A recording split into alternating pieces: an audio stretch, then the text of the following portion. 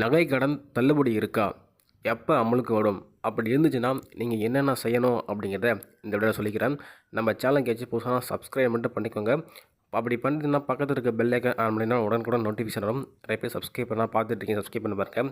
நீங்கள் பண்ணுற ஒவ்வொரு லைக்கும் எனக்கு மிகப்பெரிய மோட்டிவேஷன் இருக்கும். லைக் பண்ணிட்டு பாருங்கள். தேர்தலை முன்னிட்டு 2026 தேர்தலை முன்னிட்டு இப்போவே பார்த்தீங்கன்னா எல்லா கட்சியுமே அவங்களோட உத்தரவை வந்து முன் வச்சுட்டு வராங்க.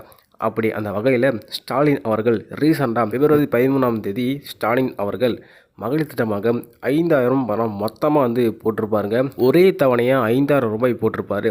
அதில் கோடைக்காலம் மற்றும் மகளிர் திட்டமாக மொத்தமாக போட்டிருப்பேன் அப்படின்ட்டு நம்மளோட ஸ்டாலின் சொல்லியிருக்காருங்க. இப்போது நகைக்கடன் தள்ளுபடியா இல்லையா அப்படின்ட்டு ஒரு மிகப்பெரிய கேள்விக்குறியோட இந்த ஒரு வீடியோக்குள்ளே வந்திருப்பீங்க.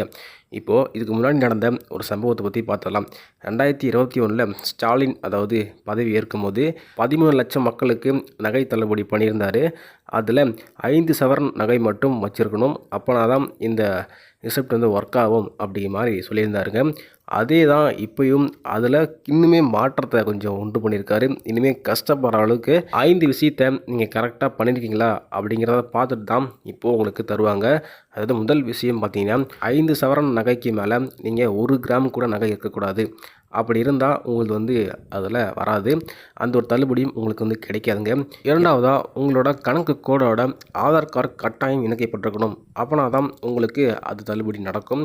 மூன்றாவதாக கூட்டுறவு மற்றும் பொதுத்துறை வங்கிக்கும் இப்போது வர வாய்ப்பு இருக்கும் அப்படிங்கிற மாதிரி சொல்கிறாங்க. ஸோ அந்த பட்டியலில் வர வாய்ப்பு இருக்காமா கூட்டுறவு மற்றும் பொதுத்துறை வங்கி. நான்காவதாக நீங்கள் வந்து வருமான கட்டணம் கட்டிட்டீங்கன்னா உங்களுக்கு வந்து அது வந்து கிடைக்காதுங்க.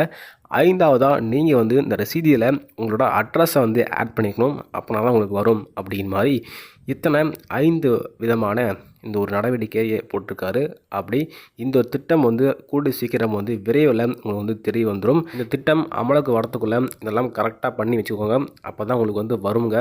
5 சவரனுக்கு தள்ளுபடி கண்டிப்பாக உறுதியாக வரணும் அப்படின்னா நான் சொன்னதெல்லாம் கரெக்டாக பண்ணி வச்சுக்கோங்க, அப்போ தான் உங்களுக்கு வரும். ஸோ இந்த மாதிரி அப்டேட் செஞ்சுக்கணும் அப்படின்னா நம்ம சேனலை சப்ஸ்கிரைப் பண்ணி வச்சுக்கோங்க. அடுத்தடுத்து உங்களுக்கு முக்கியமான செய்திலாம் காத்திருக்கு, அதனால் சப்ஸ்கிரைப் பண்ணி வச்சுக்கோங்க.